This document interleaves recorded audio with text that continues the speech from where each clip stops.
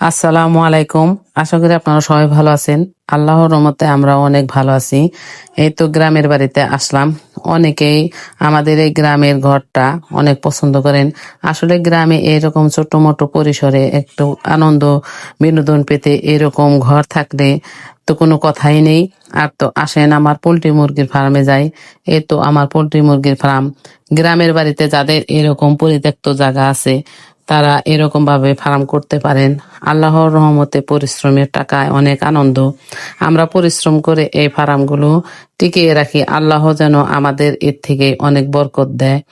পরিশ্রমের টাকা আল্লাহ অনেক ভালোবাসেন। গ্রামের মানুষ অনেক ঘাম জড়িয়ে টাকা উপার্জন করে। এই টাকায় আল্লাহর কাছে অনেক প্রিয়। আসেন আমার খামারের চারপাশ দেখাই। আমার খামারের চারপাশে সবুজ ধান ক্ষেত। কয়েকদিন পরে এই ক্ষেতে ধান হলুদ হয়ে সবার গোলা ভর্তি হবে। গ্রামের বাড়িতে এরকম খামার, এরকম ধান ক্ষেত যারা ভালোবাসেন তারা আমার এই ভিডিওতে লাইক কমেন্ট শেয়ার করে দিবেন। লাইক দিয়ে দেখতে থাকুন।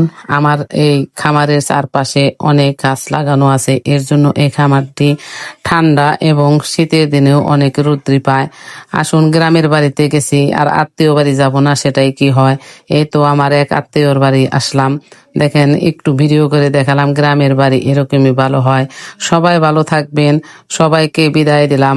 আমাদের জন্য দোয়া করবেন। আমরাও যেন ভালো থাকতে পারি। আল্লাহ হাফেজ।